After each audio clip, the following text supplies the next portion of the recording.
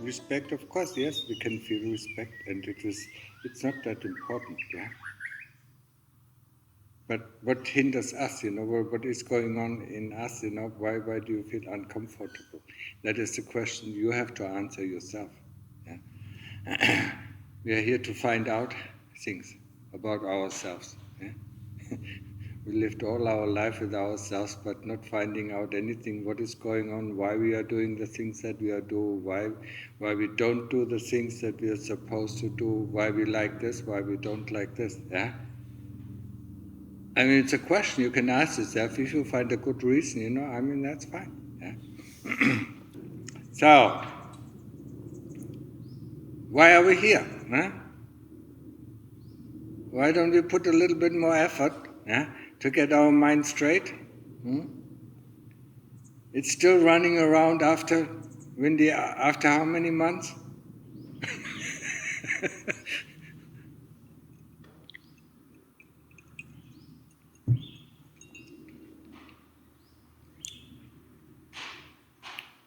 Ella, how are you doing? Working at it. Working at it. And how is counting the days. What? Counting the days that I have left. I mean, there's no reason that you cannot stay longer. No, my flight is booked. Your flight is booked. It can't My be. house has to be looked after. Oh, there are so many things, yeah. But I know this, Doris, I mean, she's smiling. My cats, my cats. I have one cat. You have.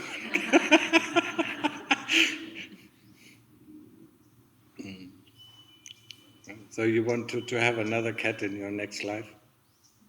No, I'm working hard to get out of the hamster wheel. Yeah. All these attachment to worldly things. Little things. There are so little things. Yeah? You go when you go back. I mean, you open the door and try and all these things. You nearly forgot them. While you were here. When you're here for 3 or 4 or 5 months, you forget them. Then you open the door and everything springs back into memory. Yeah. No, it won't be that. And then instead of completely getting rid of them, one looks at each part. Maybe I need it. Maybe I need it. Maybe I need to keep it. Maybe I need to keep it. And then never gets anything. That's not the story. What? That's not the story because I'm selling my house and moving into an apartment. Yeah. I'm reducing. It's a start. Yeah. That is good. The apartment has 4 walls, a window, yeah, and no furniture. No furniture. Just the floor. Just the floor, sitting on the floor, yeah. That's all I need, just like the cookie. Nothing else. No cooking. No cooking. So you order the cooking, or? No. Minimal. I don't eat very much. You don't eat very much.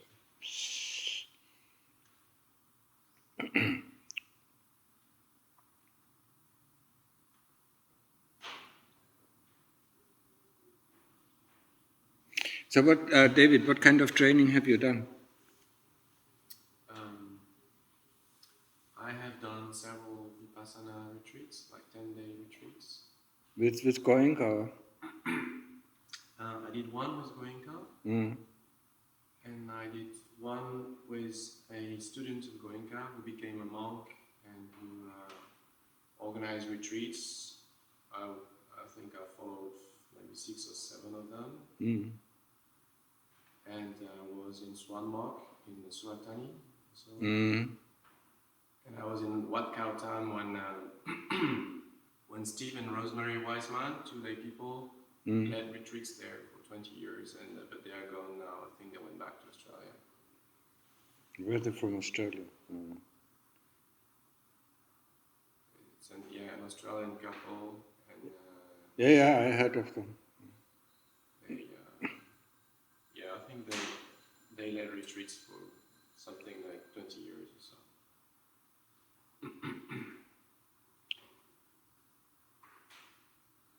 So what kind of meditation, what are you focusing on right now? Is it, is it Samadhi or is it Vipassana?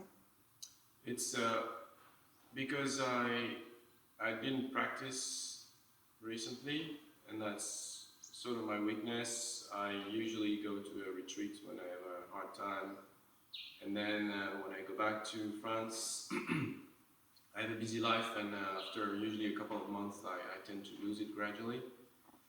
And so right now I'm just trying to build up some sati so that I can use it. So my very goal at the moment is just to build back some sati, which is really low, very shallow. And it's so it is frustrating, but I know the game. I know it's always like this when you don't work. Yeah, I mean, there's a way, to keep it up, when you're at home, to have at least a certain level of sati. Do you know what sati is, or?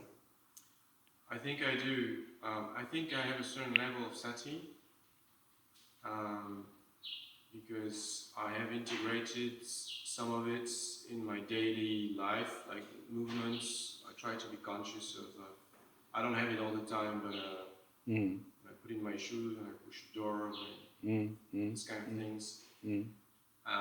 Now about sitting and following my breath or the Buddha, I tend to lose it pretty quickly.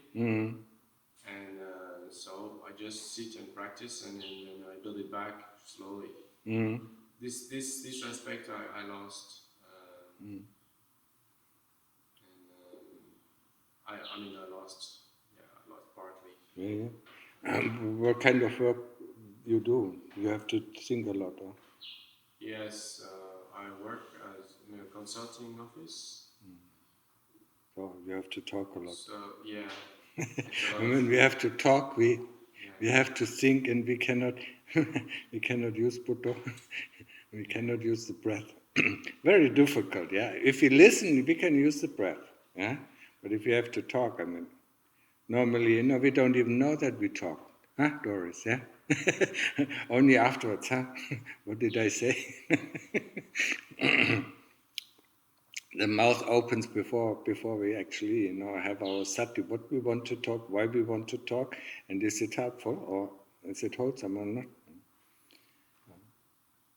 And it's not the easiest job to leave your ego aside. No. There's a lot of representation. Yes. So. It's not easy. Life is not easy. Yeah?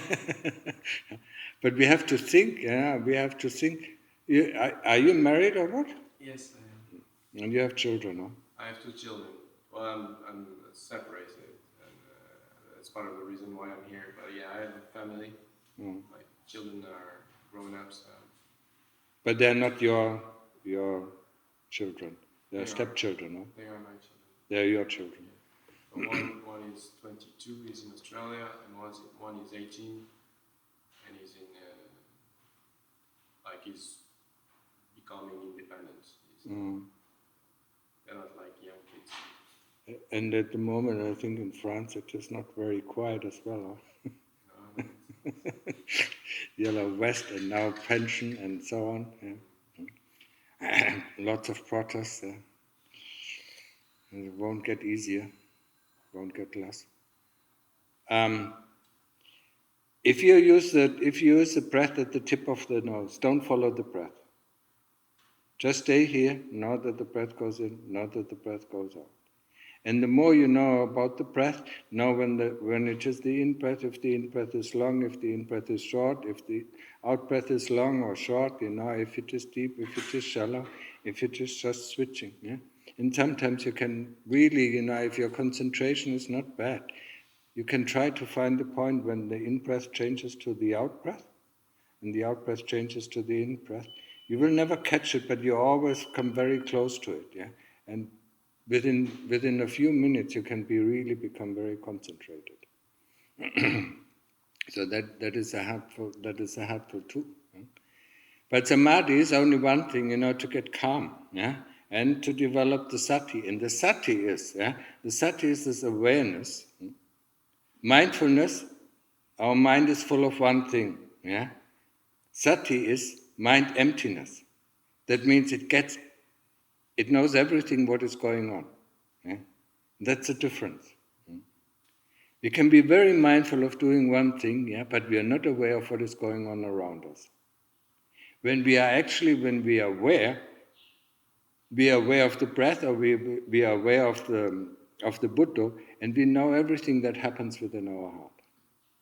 And that is what is important, because we want to know before we talk. We want to know what we are going to say and why we are going to say it. That is important. And before we do something, we want to know what we are going to do, and what do we expect from doing this. I mean, that makes us human beings.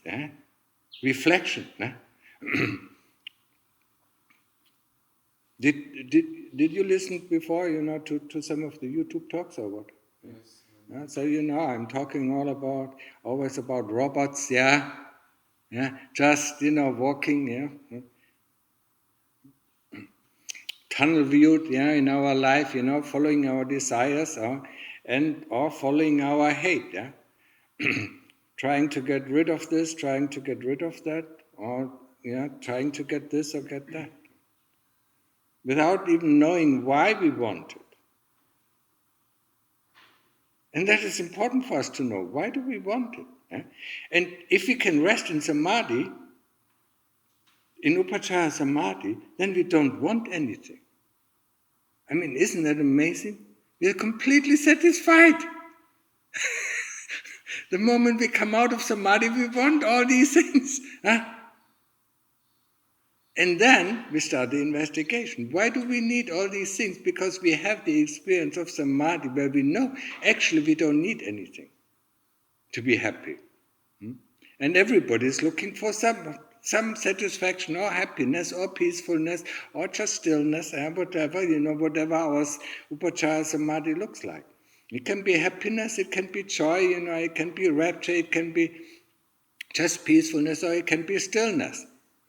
But we are completely satisfied within that state. The moment we come out of the state, it is like we have a cell, and where we are free, or safe house where we are free. The moment we step out of the safe house, the prison guards here, called the kilesas, grab hold of us, and say, you have to do this, you have to do that, you don't want this and you don't want that. And then we go back into the safe house and then, but they are waiting outside. So, and we can kick them out, No, we can't kick them out, it is not easy, So the path to liberation is sila, samadhi, panya. So sila is very important in our life, and also in your work, to keep the silas, not to lie.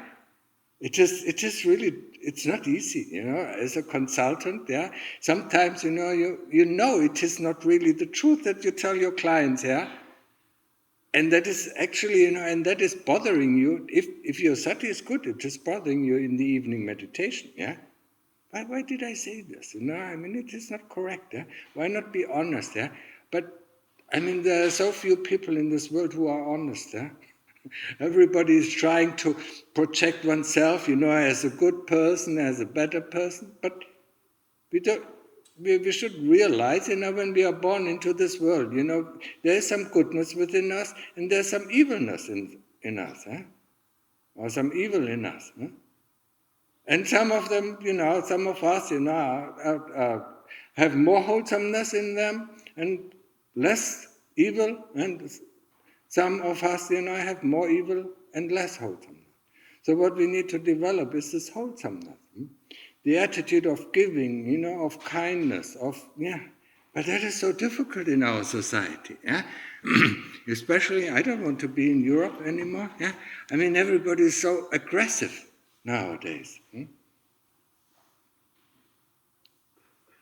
all want, they are all deprived, deprived of their happiness. Yeah? And the happiness doesn't arise in the outside things, doesn't arise in the cat or in the house or in whatever. Yeah? It arises in our heart. Joanne looks at Why do you look at her? Do you have a cat as well? No. No. No dog. Yeah, but you have other things, yeah? You have your brothers and sisters. Brother, he's moved. I have no family at all. Okay. Yeah. Not anymore, yeah? So, we are all attached to these things, yeah? But the happiness arises in our heart, and we forget that. Huh? We always look, if I have this, I will be happy. If I just can get this, I will be happy, And all our life, just reflect about your life. Yeah? How often did the kilesas fool you? Yeah? And they constantly fool us, because they constantly look outside. Yeah, they don't show us the way inside, because inside everything arises. Inside the heart, there's greed, there's hatred, and there's this delusion that is in there. So it has nothing to do with the outside thing, but we learn, from the moment we are born, we learn that, this uncle is good, this base, is not good, yeah. This aunt, is not so good, and this person is good, and this, and we learn, only to judge the outside of our world, yeah. So it is very difficult to realize, that all these things, all these likes and dislikes arise within ourselves. And that is one thing that we have to learn once we have the sati. Yeah? We have to understand, we have to investigate what is it what I really want. We never ask ourselves what we really want. Yeah? Ask your heart, what do you want? Mostly says peacefulness. I don't want to. Yeah? I don't want to be bothered by anything. Yeah? And when we come out of Samadhi, we are constantly bothered by this. When we are in Samadhi, we are not bothered by anything. So we have to get rid of these prison guards, that just wait outside of the safe house, to grab hold of us. And these prison guards, the kilesas, are, of course, they are rooted first. They're rooted, yeah, within our heart. And they use the same kind of tools, yeah, that also the Dhamma uses. The 5 khandhas. They are not the 5 khandhas. Some people think the kilesas are the 5 khandhas. No. They are not. They work through the khandhas. Yes. Just like the Dhamma uses the toolbox and works through the khandhas. So when I want to sit, when I do walking meditation, it's using the khandhas, and concentration, it uses the khandhas to concentrate on one object, yeah? It has to use the khandhas in order to get liberated, yeah? But the kilesas themselves, are deeply rooted within our heart, yeah? And we have to destroy these roots, they are going very, very, very deep, yeah? And we have to destroy these roots. But we can destroy them through investigation because they are attached to these khandhas. And this attachment is the root of the kilesas. So we have to destroy the roots, yeah, by destroying our attachment. And attachment, it can be positive, yeah, when we like something, or it can be negative if we dislike something, yeah. So if you feel that when you're using the khandhas, that it's a wholesome use, yeah, then it's Dhamma.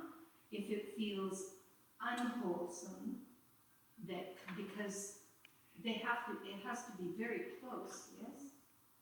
Like the Dhamma using sanya, yeah, and the khandhas or the kilesas using sanya is. No, it is pretty obvious, huh? You just need to sit down and say, now for the next hour, I just want to be with the Buddha. And then you see, yeah? Yes. Who is bringing up all these thoughts? Who is bringing up all these sanya? I mean, 99% of it, is not even the Dhamma. The Dhamma says, I want to sit down, and I want to concentrate on the Buddha. And then the kilesas come, no, this is more interesting, that is more interesting, this is important, that is important, yeah?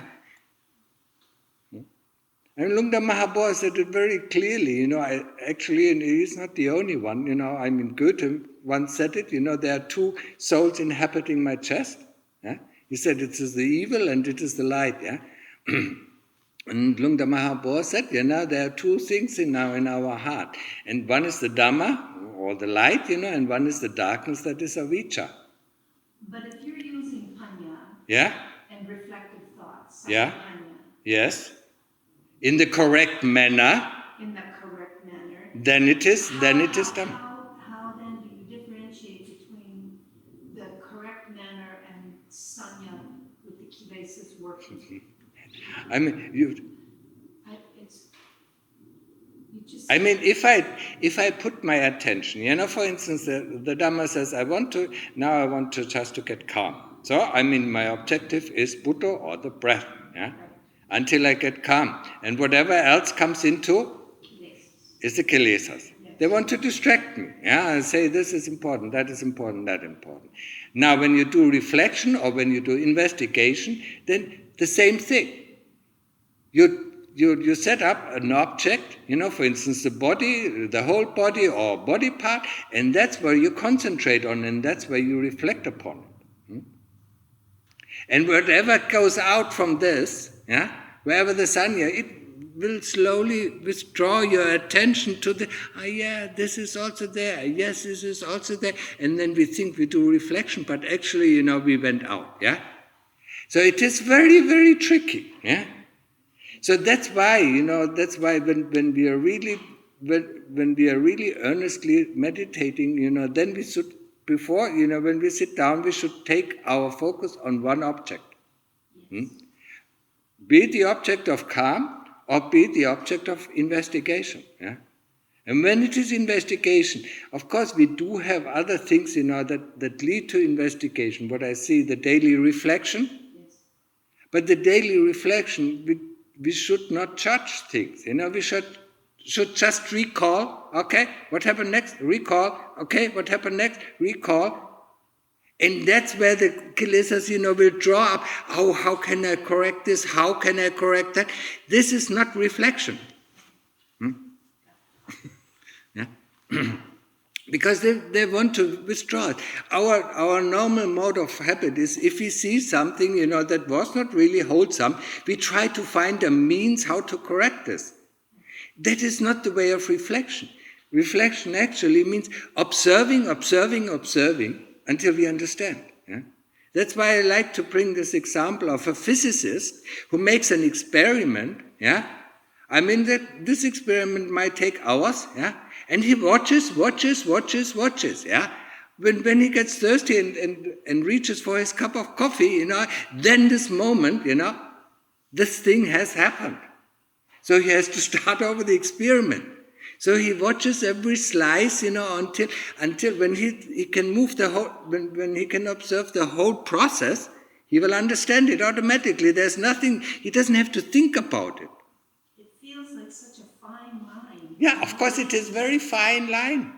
Yes. Okay. That's why we need, in the beginning of our practice, until we get used to it, one object, When you do body investigation, what you can do is, in the beginning, if you don't know which object, you want to investigate, just make a tour through the body, Whatever interests you most, that's what you take as object, and then say, this is the object, and for the next 45 minutes, I stick with this object, We can watch it, observe it, until it becomes clear in our imagination, or in our eyes, it becomes real. Over time it will become real, and then we can cut it off, and then we can dissect it, and then we can look, what it is made of.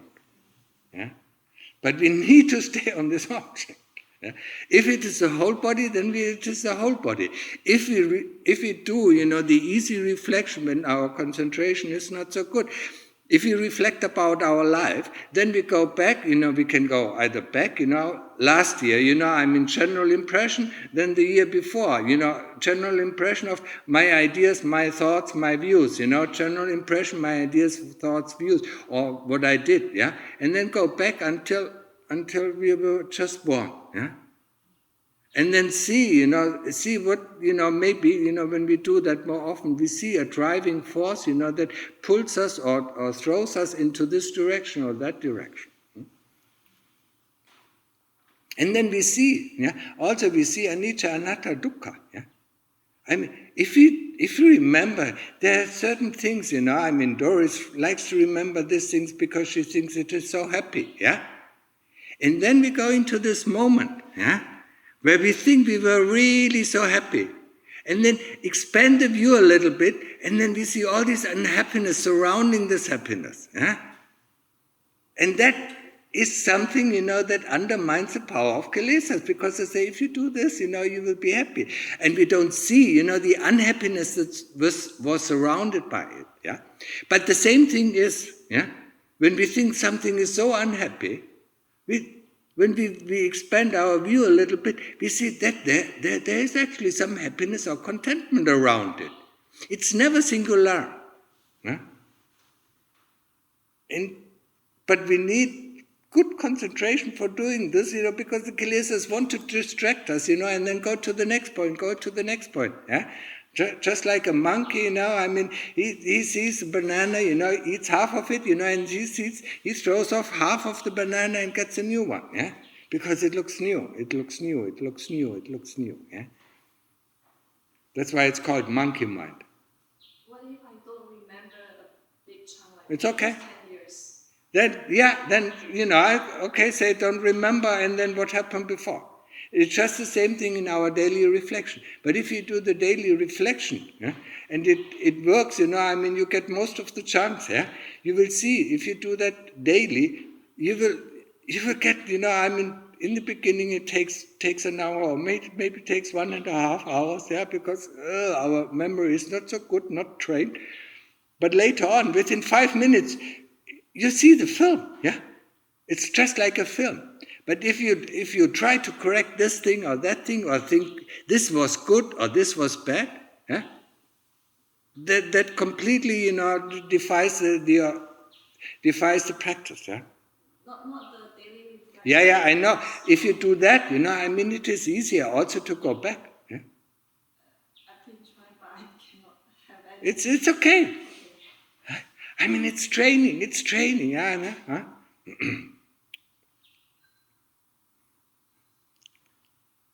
It's much easier to work in the life, yeah?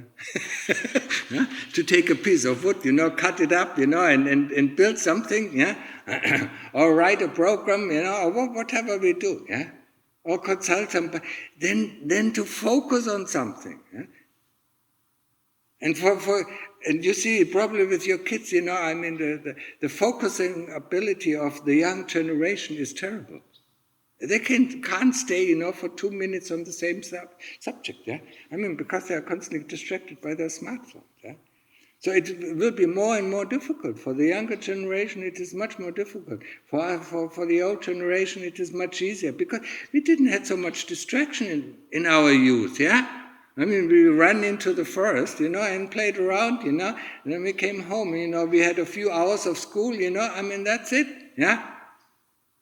We enjoyed actually life, but now when I look, probably it's the same in the West, but when I look at the Thai people, especially the Thai mothers, he needs to go to kindergarten, at the age of 3, he needs to go to special school, and then he needs, then he's in normal school, and on weekends he needs to go to a special school.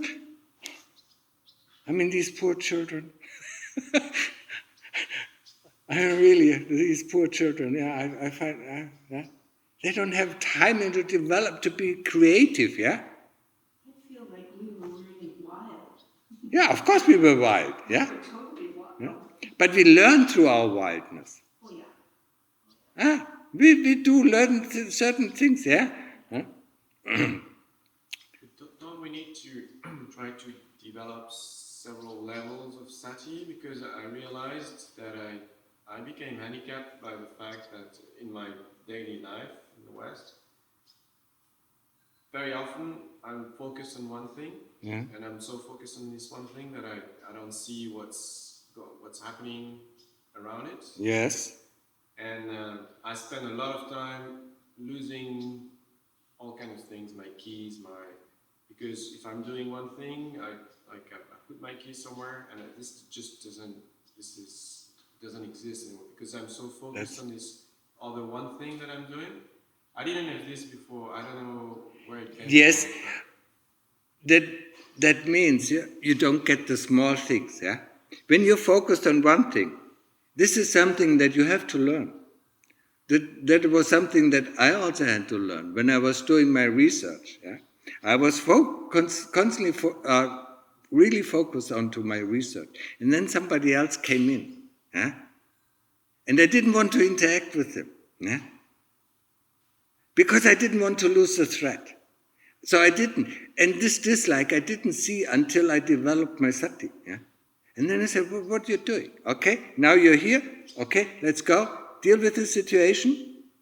And then you remember it. Because you put your focus from this situation onto the next situation. Yeah. So, I mean, you put you're focused on your work. Yeah. And then you notice your key is lying there. So your focus is not on the work.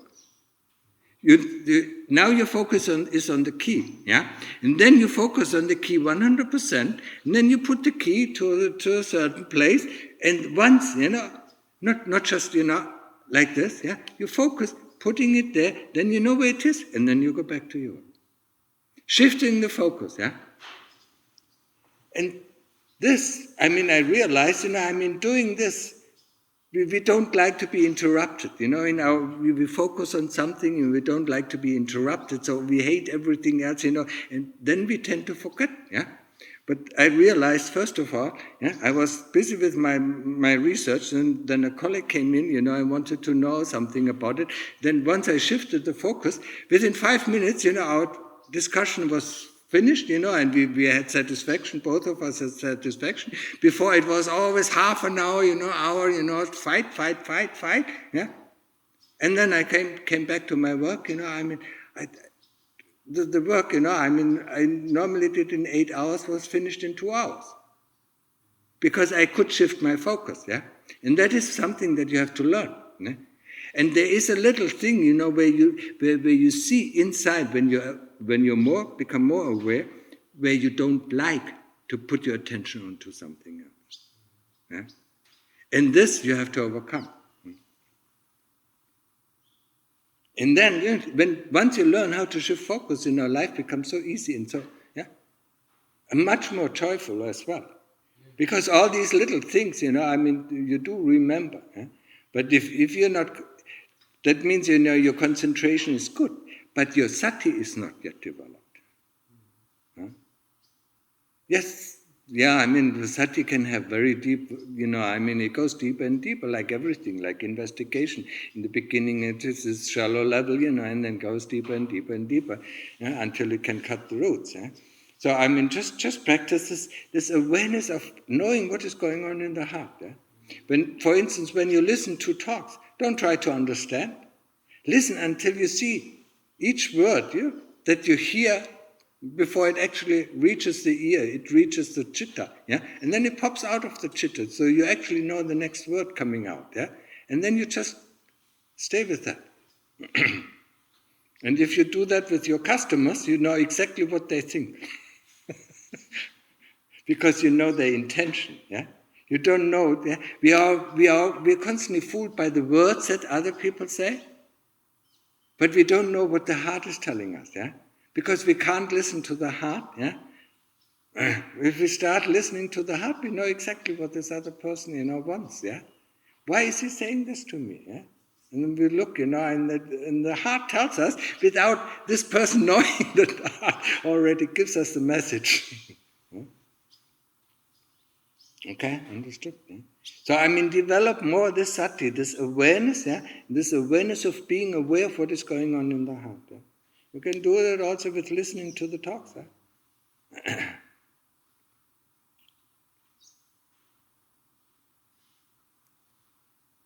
Yeah? You listen to the talks?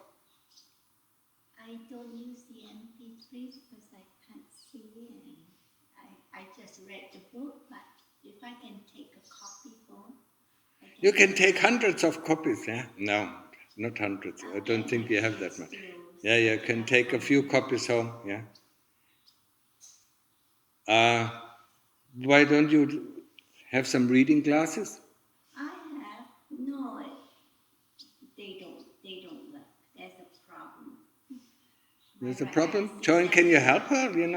Figure out what the problem is. Because it's a physical, what comes in shifts in the eye, in one eye, and the other eye she describes as, it shifts, the sight shifts when she's looking, so. Does it happen when you play piano? Oh, When you read the notes? I don't read most of the notes. I have a few practice pieces. Yeah, but when you read the notes, does the same thing happen?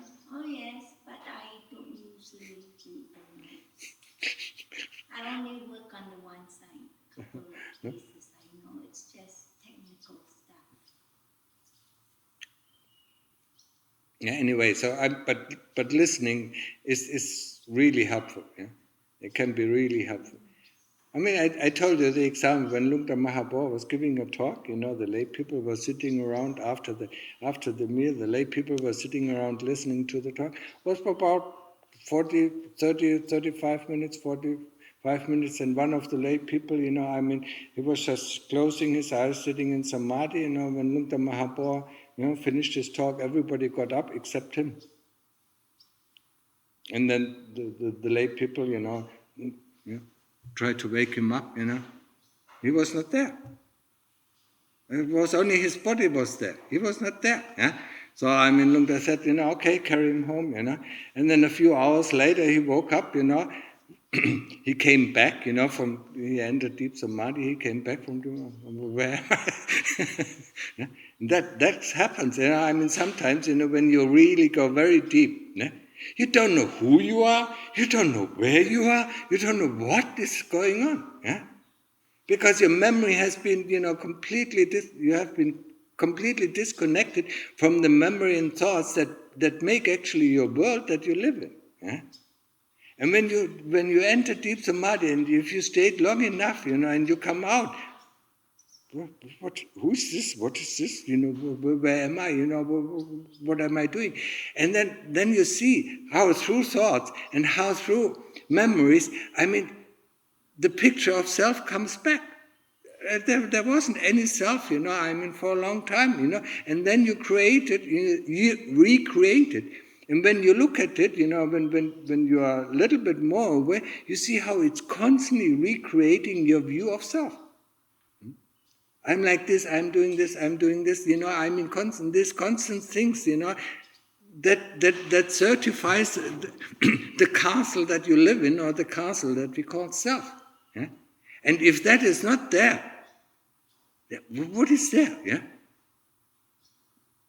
You read it, and it is an amazing experience. So if you can go into Appana Samadhi and stay there for a few hours, and then you come back, and then you slowly see how you are built up, yeah? And it's all it is like a house of cards. It falls up, and then it slowly is raising up, from the ground, and then you go back into Samadhi, and there's no house anymore, and then you come out, and then you see it slowly building up, because then there is no Dora or Anton or Martin or Joanne, or Ella, yeah? There is nobody there, yeah? And then you see this experience, it can be very helpful, to get a little bit detached from all these things that we think it is so important, or think it is, that is my view, that is my belief, or this is this, yeah? Because it doesn't exist, when you're in Samadhi, yeah? Would this be some kind of jhana? It is not jhana, it is called Appana Samadhi, deep Samadhi. Well, it is similar to the jhana, it's similar to the fourth jhana. Yeah, the fourth jhana, you go always very, very deep, yeah?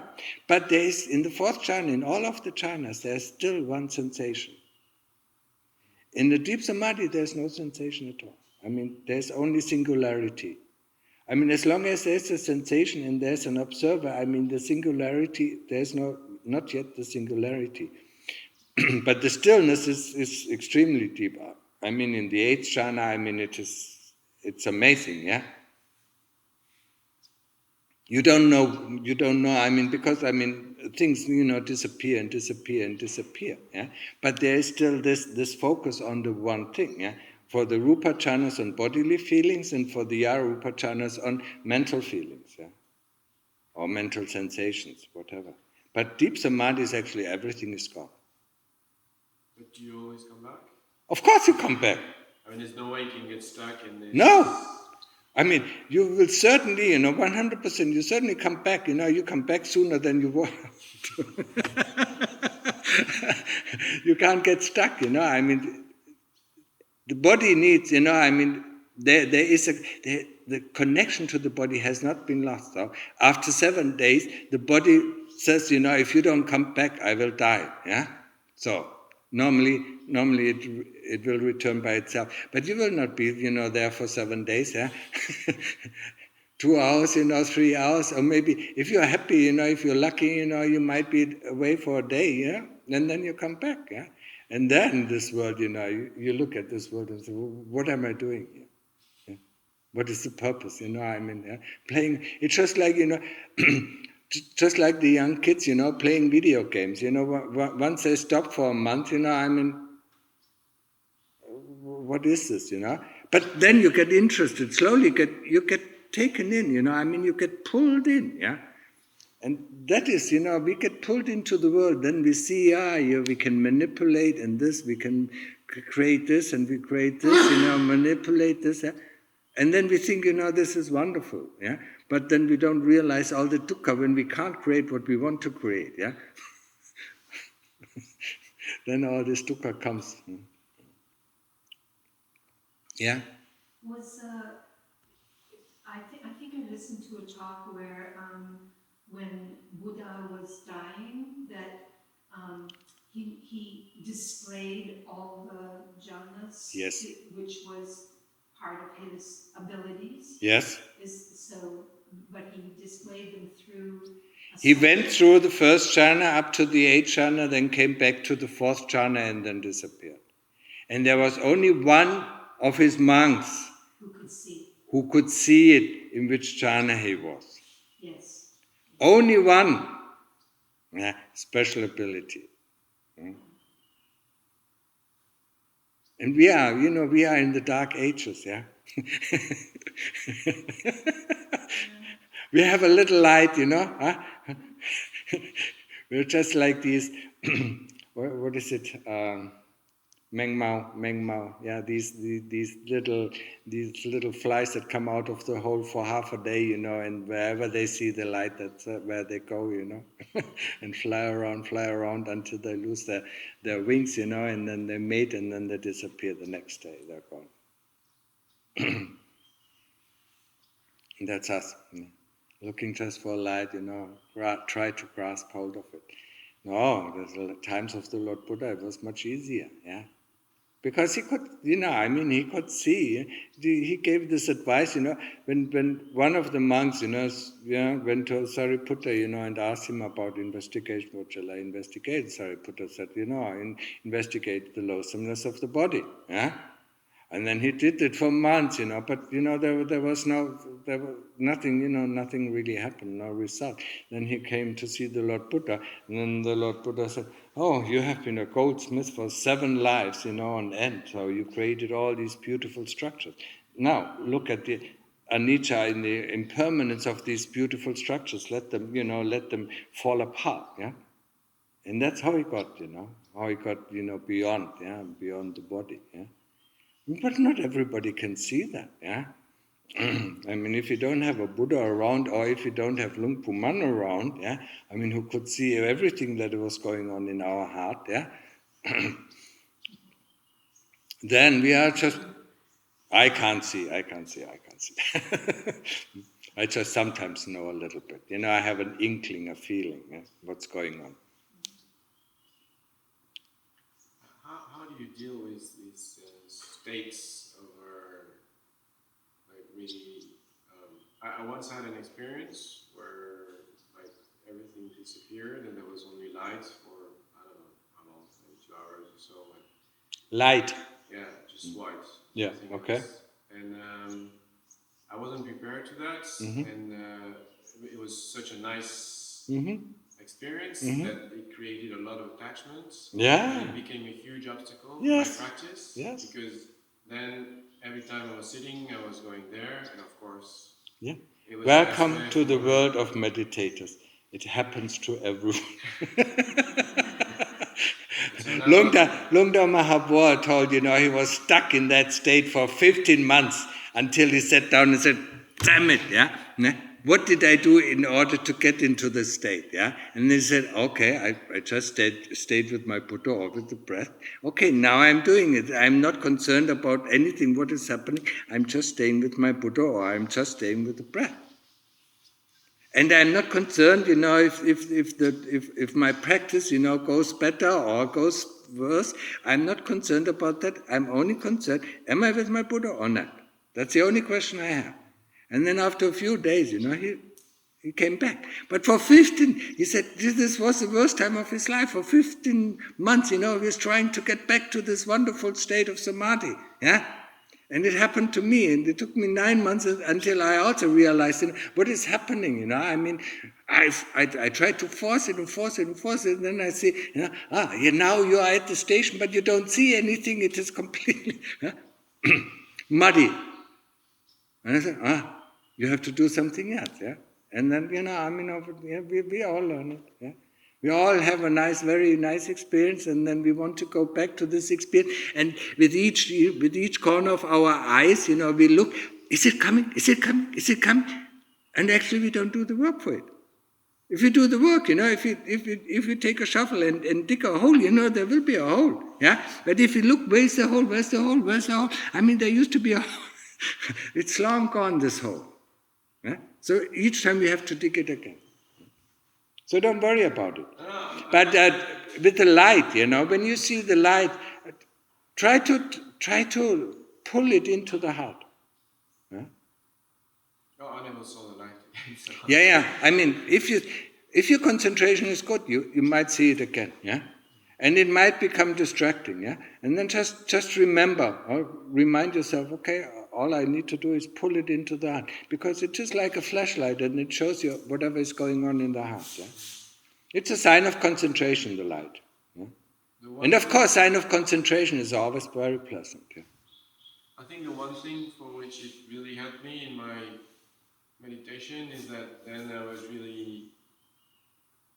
careful to examine what my intention was, whether my intention was to get back there or whether my intention was just to meditate. Yes.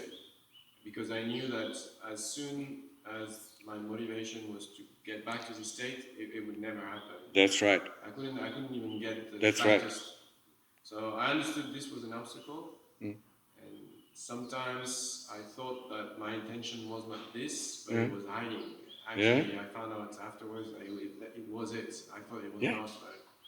And it's a very tricky balance to actually know what's going on. If you do it like this, it's a very tricky balance.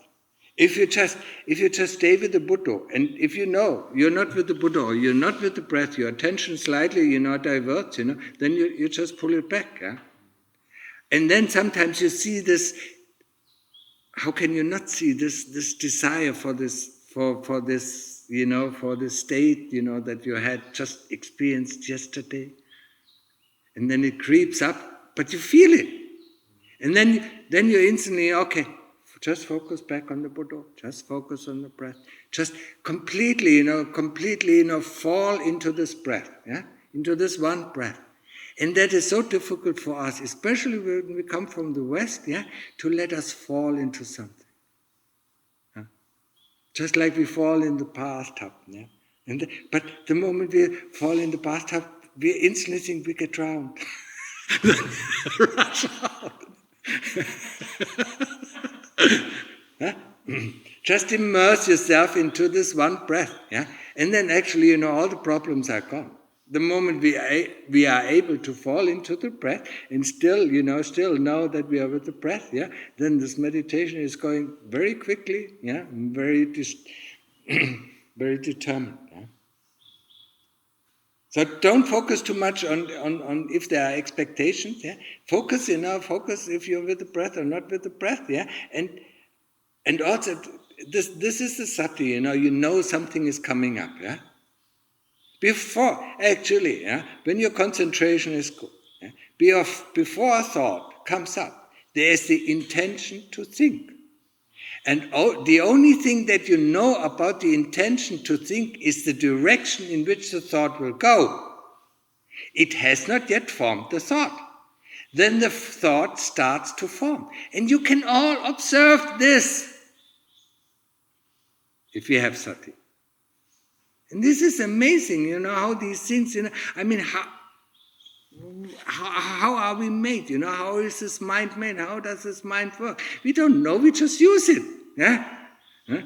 Just like we use our car, when it doesn't work anymore, we give it to the repair shop. Or, we use this body when it doesn't, when it gets sick, we give it to the doctor, okay, repair it, yeah? And nowadays, in the Western world, if our mind doesn't work, we give it to a psychiatrist, and say, please make it work again. Oh, what is it? We just want to use it. No, we need to understand. And the more sati we have, the more we see. And the more sati we have, the clearer we see. And then we see this intention to think. And then you see this intention to think comes up. It's not a big distraction. It's just no interest. And then go back. Yeah? Then this thought will never form. And you don't even, and then sometimes the kilesas are very tricky. Maybe it was a nice thought. Maybe this would have been a great thought. But the thought is already gone, the intention is already gone, so forget about it. Yeah. Oh, the kilesas are so tricky, yeah. They are so magician, they have so many tricks up their sleeves, it is impossible, yeah. And we fall for it, and there's no problem. You just, you notice, okay, I fall for the tricks, next time let me be a little bit more aware, Once we catch this trick and don't fall for this trick, there's another trick coming up that we have never seen before. Sneaky. It's very sneaky, and they don't want to let go of their power they had over millions and billions. How many lives do we remember, yeah? But they remember everything. So they remember all the preferences, all the good deeds, all the bad deeds that we did, in previous lives, yeah? So, yeah. They sit on the pot of knowledge, yeah? Or the pot of knowingness, but they only, they select, just like the newspapers. Our newspapers, they get so much information, but they only selectively, give us this information to feed us in the right direction, yeah, isn't it? And that's the same as the kilesas, yeah? The kilesas, sit, everything, select this, okay, let him know this, let him know that, that pulls him into this direction. Propaganda. Of course it is propaganda.